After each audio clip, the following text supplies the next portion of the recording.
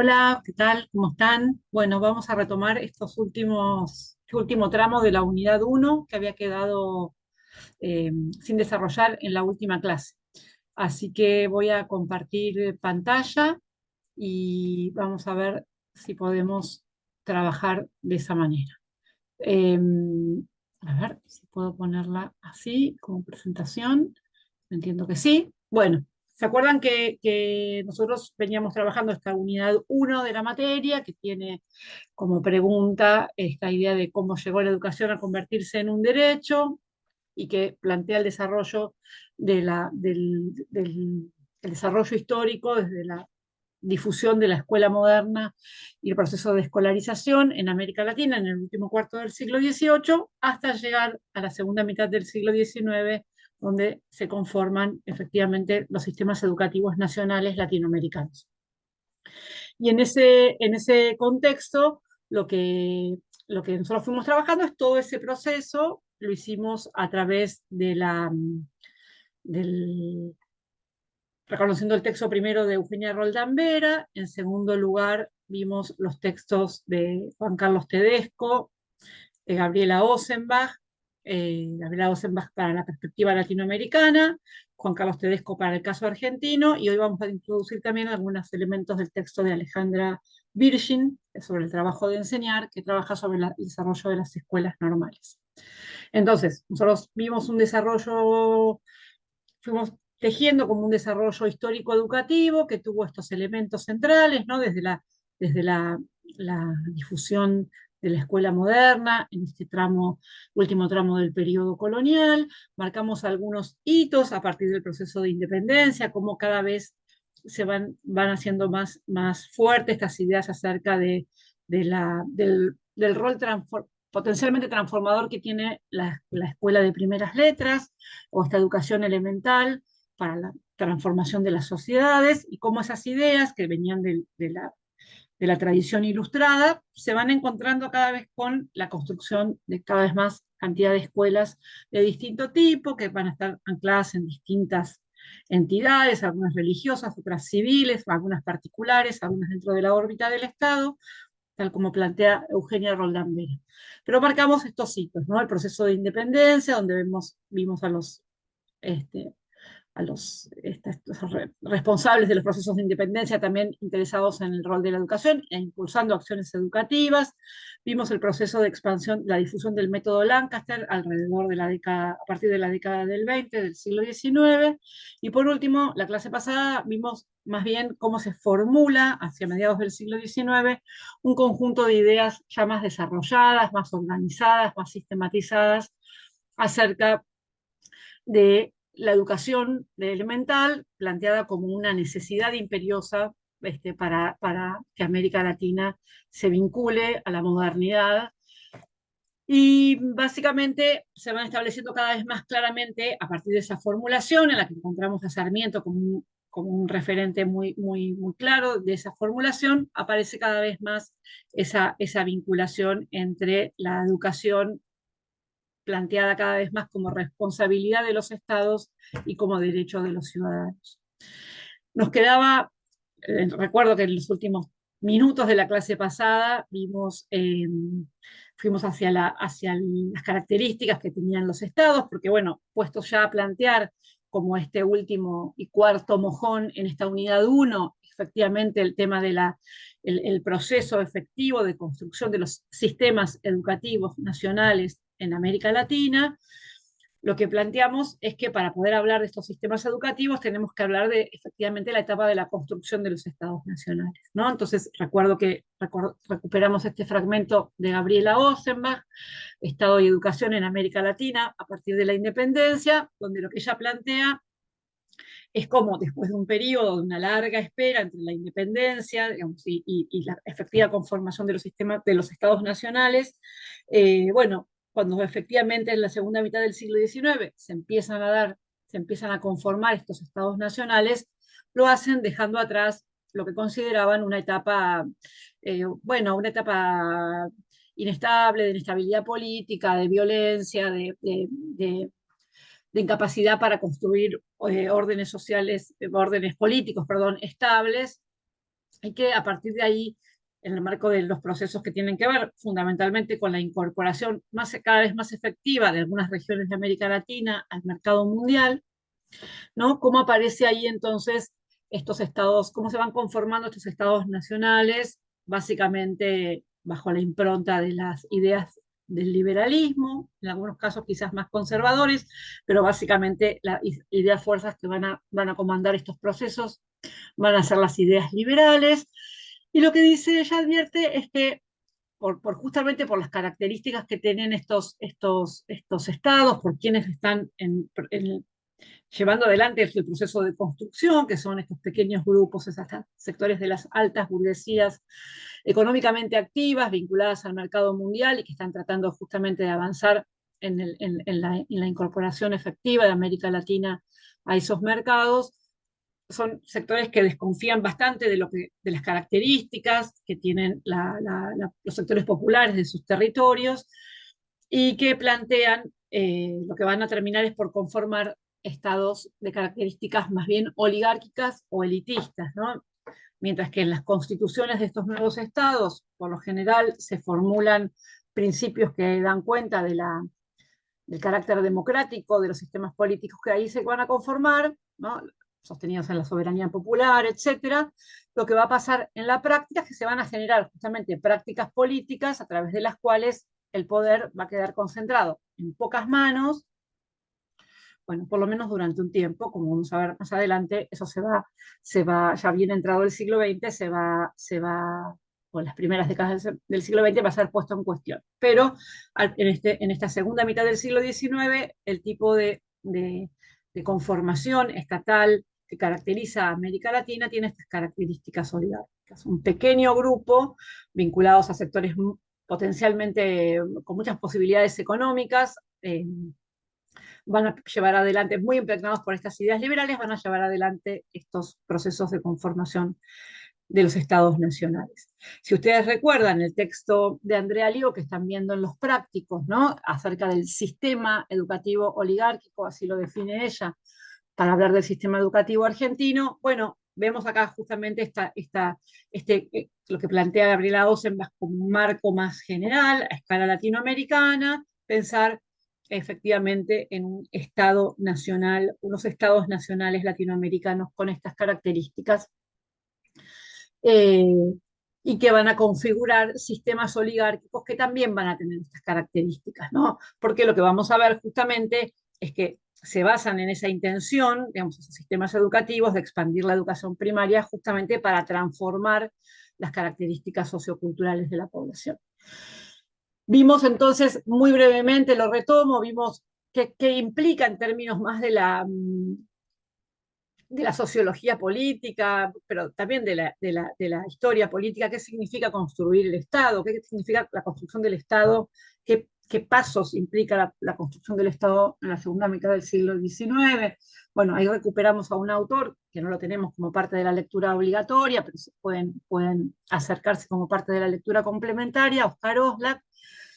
Él habla de estatidad para hacer referencia justamente al proceso a través del cual un conjunto de actores sociales, instituciones y prácticas van adquiriendo en un tiempo, o sea, en un proceso histórico. La idea de estatidad justamente da cuenta de un proceso histórico, adquieren la forma institucional y el contenido simbólico de un Estado nacional, ¿no? O sea, los Estados nacionales se construyen y eso demora un tiempo, no es una derivación eh, clara ni natural de la sanción de una constitución, digamos. En Argentina, de hecho, hay una historia de sanciones de constituciones que no prosperaron y no dieron lugar a la conformación de estados que perduraron. Pero hasta que efectivamente la de 1853, la que se logra sancionar después de la caída de Rosas, da lugar a un proceso de estabilidad y de conformación de un Estado nacional duradero en el cual nos insertamos nosotros hasta el día de hoy. Y Oscar Oslak reconoce cuatro grandes como condiciones, ¿no?, que deben cumplirse para hablar de la existencia de un Estado nacional, ¿no? Él da cuenta del proceso de monopolio de la fuerza, ¿no? El Estado justamente se erige como un actor que monopoliza el uso de la fuerza legítima y impide o debería impedir, prohibir el uso de la fuerza o de la violencia por otros factores que no sea el propio Estado, ¿no? Entonces el Estado configura sus fuerzas armadas para defenderse de las agresiones externas o defender sus fronteras, etcétera, y los organismos de seguridad que tienen que ver con la posibilidad de la represión del conflicto interno, pero básicamente lo que construye es la idea del monopolio. Es el único actor, el Estado, que puede efectivamente hacer uso de la violencia o de la fuerza en función de la defensa de los principios que están asentados en la Constitución y en las leyes, ¿no? La segunda es la unificación del mercado y los circuitos económicos. Bueno, pensemos en el Estado argentino, ¿no? Se configura sobre la preexistencia de un conjunto de estados provinciales que la anteceden y que preexistían a la conformación del Estado Nacional. Y el Estado Nacional lo que va a hacer es configurar un mercado interno, se van a abolir las aduanas internas, se va se va a ir diagramando un circuito económico entonces interno, un mercado interno a partir de la posición de una moneda única y de la construcción de sistemas de rentas, de impuestos que activen y que al mismo tiempo que solventen al Estado, digamos, activen esa nueva comunidad que es el Estado-Nación. Habla de la capacidad de externalizar su poder, ¿no? El hecho de ser reconocido por otros actores externos, por otras unidades políticas, por otros estados nacionales, ¿no? La idea de la soberanía, capacidad de ser reconocido en el contexto, en el arco o el contexto internacional, en el escenario internacional.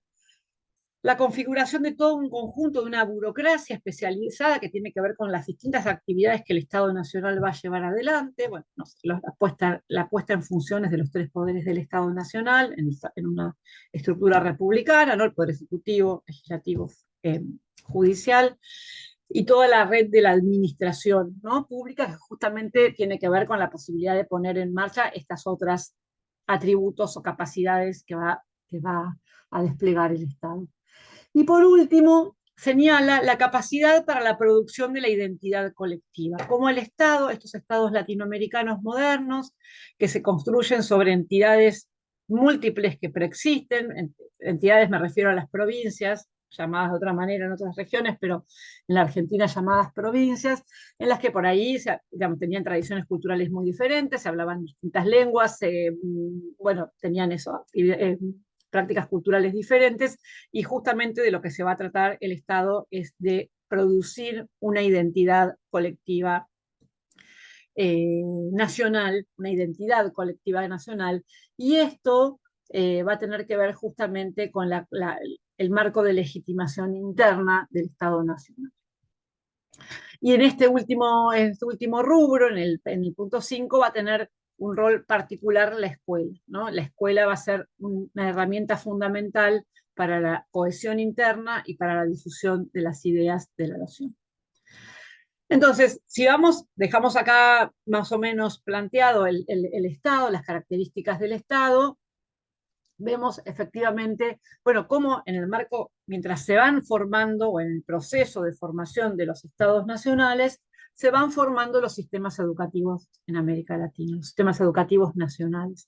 Serán una pieza fundamental tan importante como la construcción de los ejércitos, como la construcción de los sistemas financieros, del sistema monetario, de los mercados, de la red administrativa. La construcción de los sistemas educativos será fundamental. Recuerden lo que veníamos viendo en relación a el lugar que le otorgaba personajes como Sarmiento en relación a la capacidad que tenía la educación, sobre todo de primeras letras, de garantizar un orden social próspero, una perspectiva económica moderna y una estabilidad política. Entonces, durante la segunda mitad del siglo XIX, a medida que se van construyendo los estados nacionales, se van conformando los sistemas educativos nacionales, que van a requerir una organización mayor que estas instituciones que venimos viendo desde fines del siglo XVIII, que las vemos más inorgánicas, desparramadas por el territorio, a veces celebradas por alguna legislación, pero bueno, ahora estamos hablando de un sistema, de una estructura, una red, un sistema que las va a incluir, nuclear, coordinar, ¿no? Entonces los sistemas educativos se van a organizar clasificando las instituciones educativas que ya existían, ¿no? Por ejemplo, estas escuelas de primeras letras que veíamos, o los colegios preparatorios, o incluso las universidades, pero las van a organizar en niveles, en niveles separados, ¿no? Lo que va a ser el nivel primario, el nivel secundario y el nivel superior o universitario. También van a crear, estos sistemas educativos van a crear instituciones nuevas, y van a ir ordenando al interior de ese sistema un recorrido, ¿no? El recorrido por el que van a pasar los estudiantes según, bueno, según varias cosas, ¿no? Vamos a ver ahora, según la clase social a la que pertenezcan, según eh, el, el género, digamos, según la región en la que vivan, según las aspiraciones, los deseos que tengan las familias en relación a sus posibles desempeños profesionales. Entonces, cada nivel se fue orientando hacia destinatarios diferentes que iban desde la población infantil en general y en su conjunto, en el caso de la educación primaria, hasta los jóvenes de los sectores dominantes, los sectores de la élite, en el caso de la educación universitaria. Si nosotros, si nosotros hablamos de sistema educativo, así como hoy cuando hablamos de Estado, vimos una explicación histórica, la de Gabriela Ossenbach, para ver digamos, cómo se construyen los estados en América Latina. Después vimos una explicación un poco más sociológica de qué atributos implica el Estado. Acá vamos a hacer lo mismo.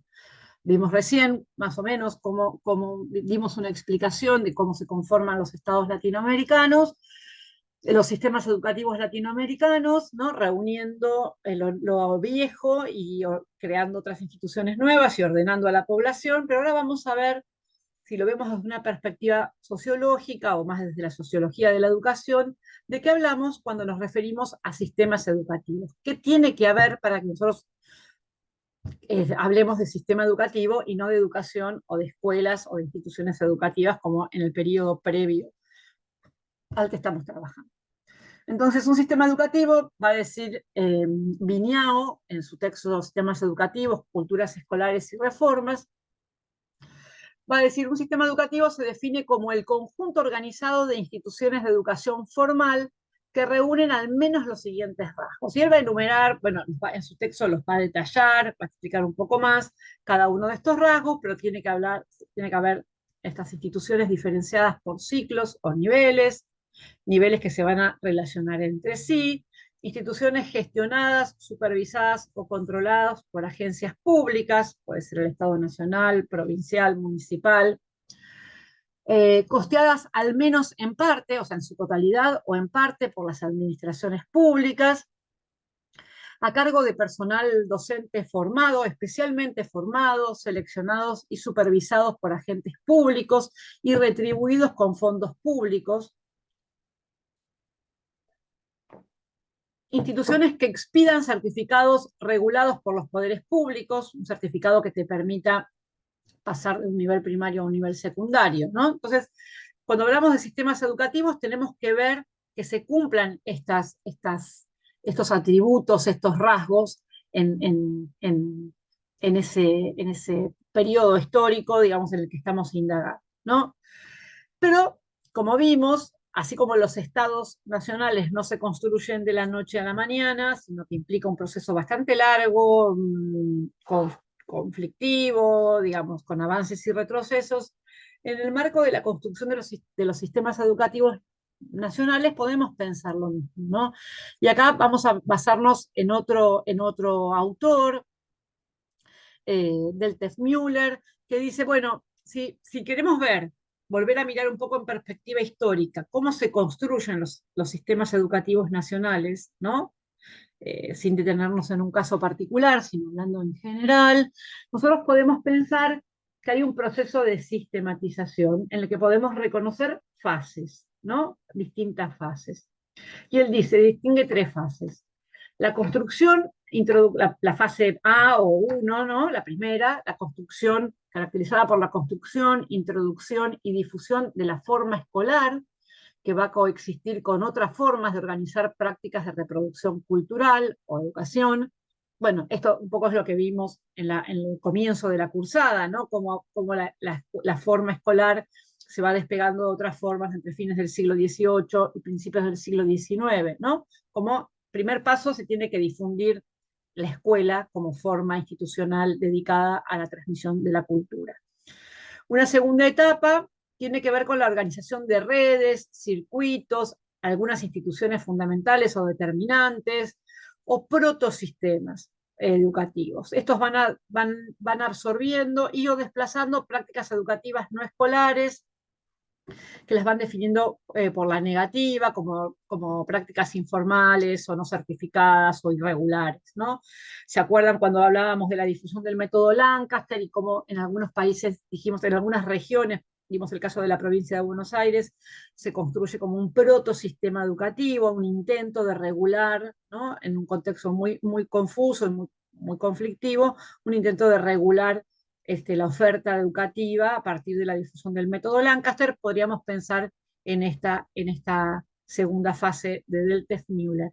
Y por último, ya la oficialización del sistema a través de normas, presupuestos, regularidades en las relaciones. Y eso es lo que estamos viendo ahora, ¿no? Segunda mitad del siglo XIX, ya estamos en este punto C de la creación de la conformación, ¿no? A lo largo de toda la segunda mitad del siglo XIX, la conformación de los sistemas educativos nacionales. Entonces, nosotros podemos pensar que de acuerdo a las características de cómo eran estos procesos que venimos viendo desde fines del siglo XVIII, lo podemos ver para el caso de la Argentina desde la perspectiva de Juan Carlos Tedesco, estos dos capítulos que tenían para leer, el 3 y el 4, uno se refiere más a la educación primaria y otro a la educación secundaria. En la Argentina, lo pueden leer en diálogo con el texto también de Andrea Lió, que leyeron en los prácticos. Bueno, podemos reconocer como dos grandes lógicas cuando pensamos en cómo se conforma el sistema educativo argentino, y un poco esas dos lógicas las podemos pensar también pensando en otros estados nacionales latinoamericanos, ¿no? Por un lado, va a haber toda una lógica, que es la lógica de la educación popular, ¿no? Que tenía que ver con esta idea que vimos en Sarmiento, dirigida a la expansión de la educación primaria para el conjunto de la población, ¿no? Y que tiene que ver con la difusión, justamente la inclusión del conjunto de la población en un proceso de transformación cultural para generar este orden social interno, esta homogeneidad cultural, esta identidad nacional, ¿no? Y se van a complementar con el normalismo. Bueno, ahora vamos a ver bien un poco por qué. Tiene que ver con las escuelas normales donde se van a formar los maestros. Y por otro lado, él va a decir, bueno, está la lógica de la educación de las élites, ¿no? Es un proceso que lo podemos ver desde muy temprano en la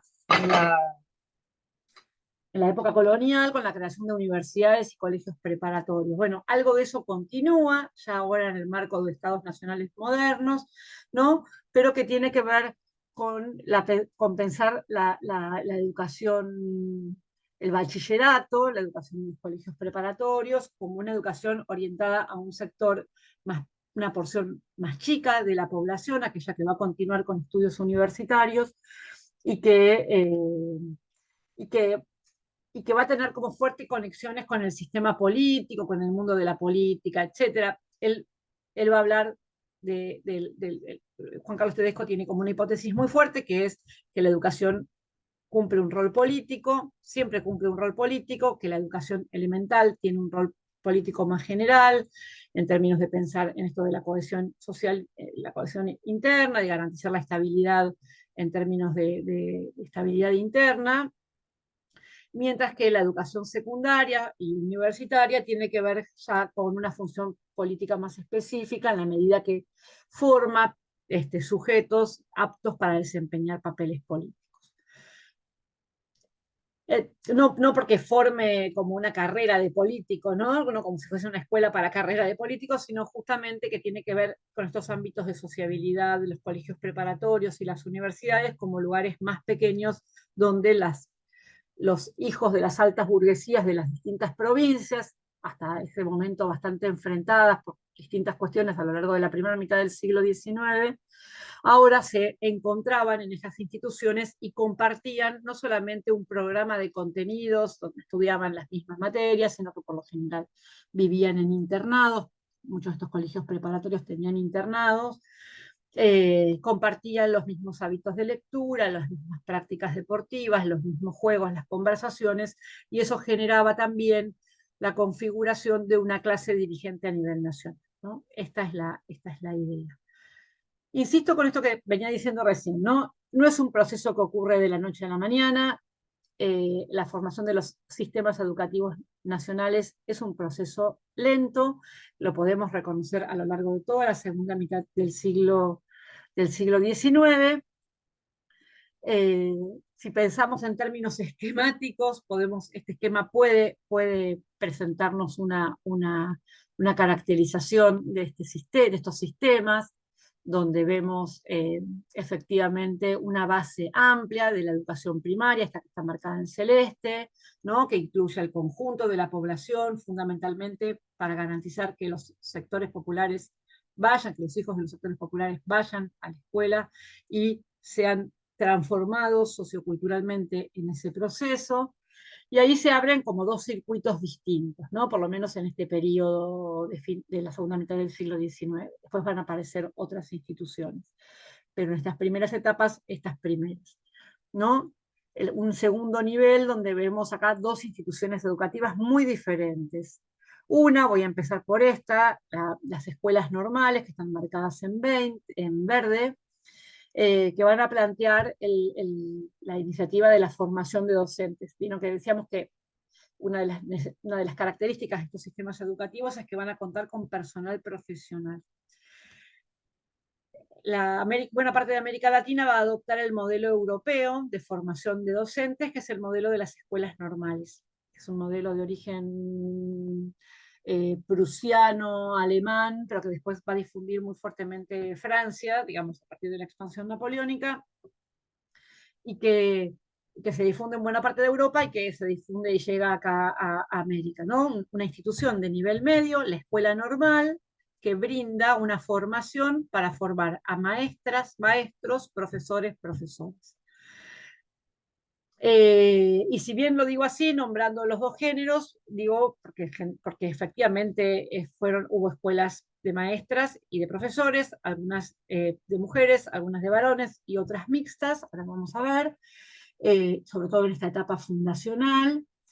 Lo cierto es que hubo una tendencia en la Argentina, sobre todo hacia la feminización de la docencia primaria, sobre todo a la docencia primaria, o sea, el magisterio. Marcamos esta flecha en verde que vuelve sobre la educación primaria porque el título de magisterio y el título de profesor no te permitían desempeñarte, no era un título habilitante para ingresar a la universidad, era un título que te habilitaba para unas prácticas profesionales específicas, el magisterio o el profesorado, ¿sí?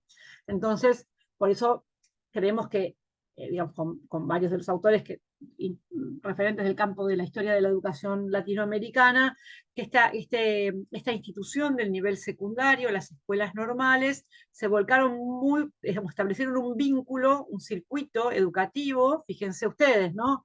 Algunos egresados de las escuelas primarias, sobre todo niñas muy aventajadas que tuvieron un buen desempeño en la escuela primaria, niñas de los sectores populares, eran detectadas, va a decir Alejandra Virgin, eran detectadas por los directores, que les recomendaban o las aconsejaban o les proponían la posibilidad de continuar sus estudios secundarios en una escuela normal, les indicaban la posibilidad de obtener una beca con una remuneración en dinero para costear lo que eran los costos de libros y vestimenta y transporte, y estudiaban, de acuerdo a los distintos programas, podían haber sido 3, 4, 5 años en el magisterio, y después obtenían el título de maestra y volvían a la escuela primaria ya a trabajar como maestras.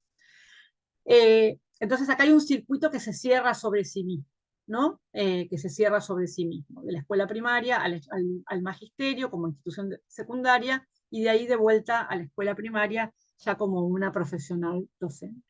El texto de Alejandra Virgin analiza justamente cómo va a ser este proceso de profesionalización del magisterio y cómo va a crear la expansión de la escuela primaria genera como efecto, como consecuencia inmediata, la expansión de las escuelas normales. En muy poco tiempo se van a crear más de 30 escuelas normales en todo el país.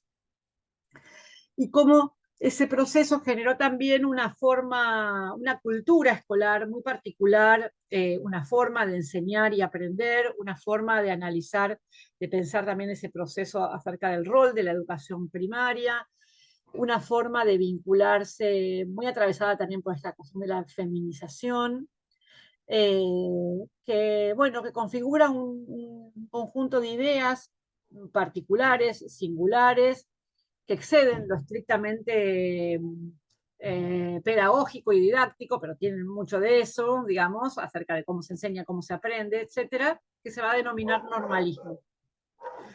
Eh, ya lo habíamos mencionado en una placa anterior. Con esto, digamos, lo trabajan con el texto de Alejandra Virgin.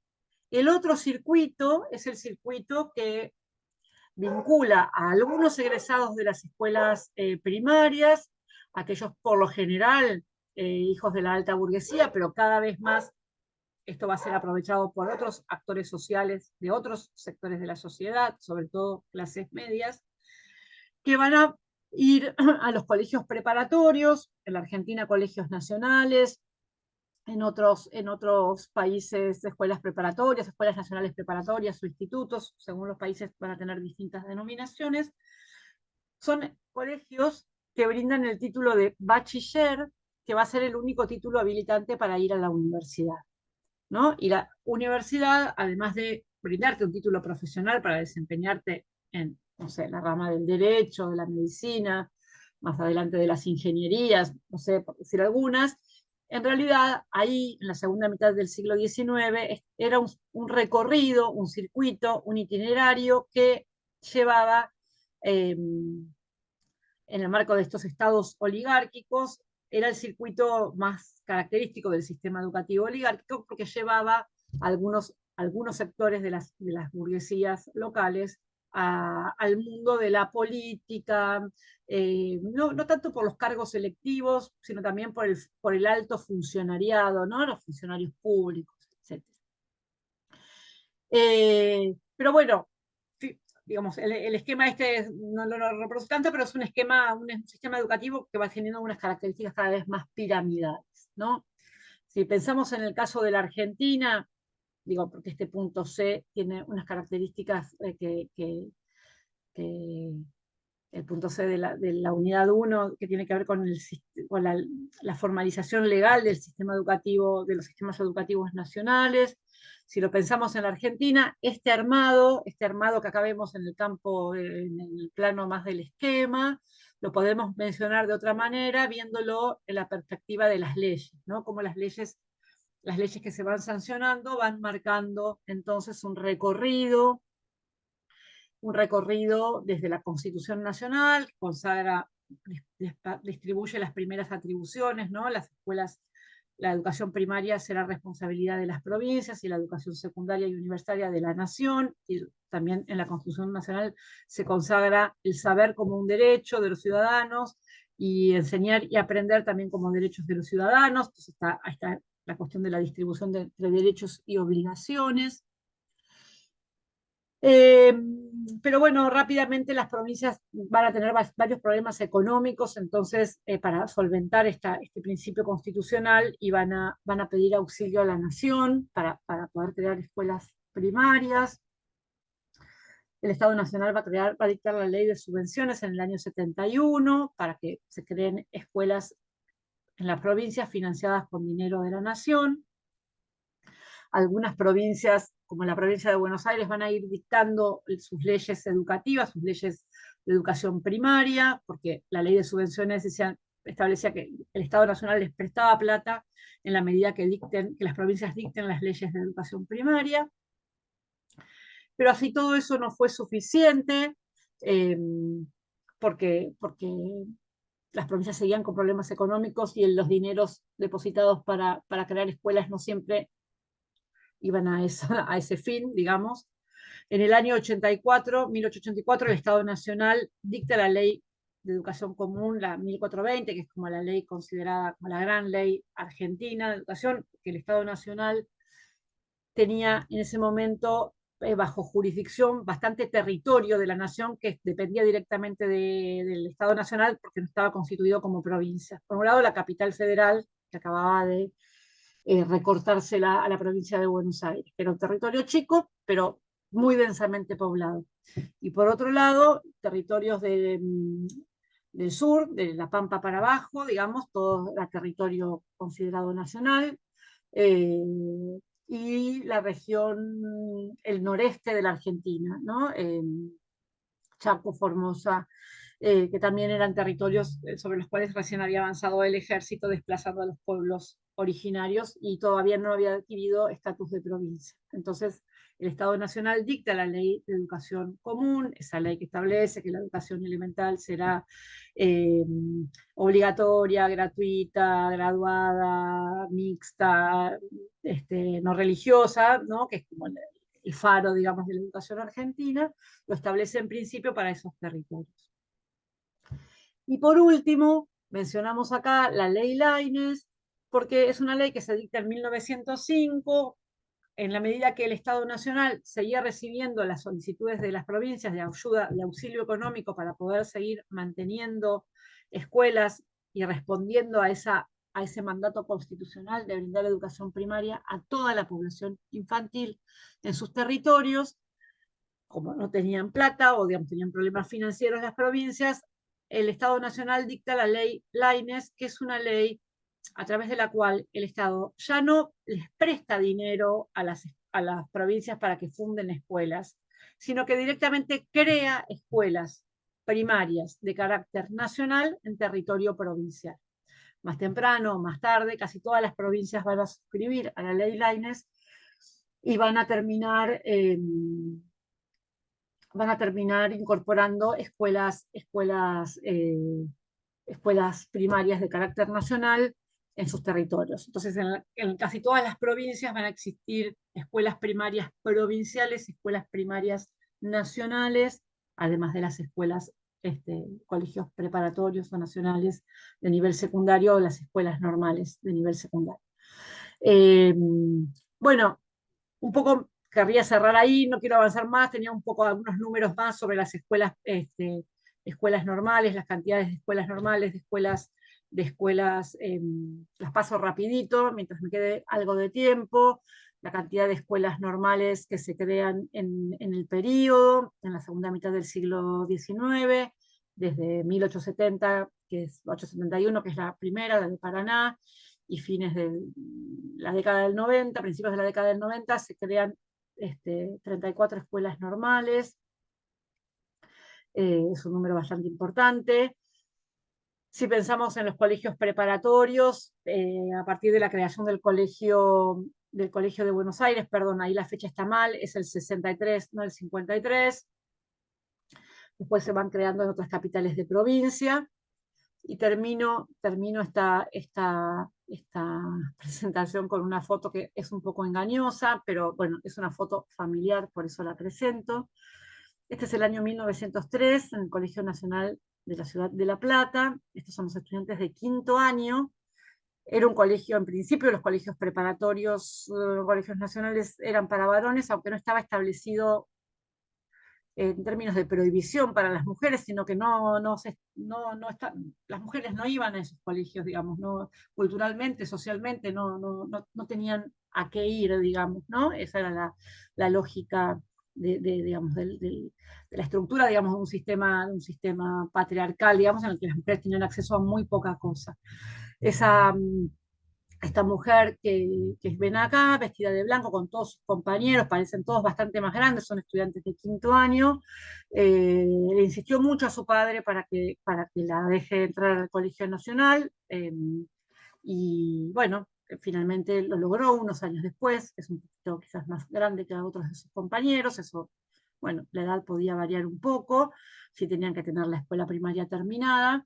Bueno, y esa mujer es mi bisabuela, por eso la marco, es una foto del archivo familiar, pero en principio los colegios preparatorios serán de varones. En el año 1909, unos años después que esto, la Universidad Nacional de La Plata creará el Liceo de Señoritas, y será un colegio en principio exclusivo para mujeres, dentro del marco de la estructura de la universidad. Bueno, con esto terminamos esta clase y después indico más o menos cómo seguimos para la próxima. Nos estamos viendo, ¿eh? Hasta luego.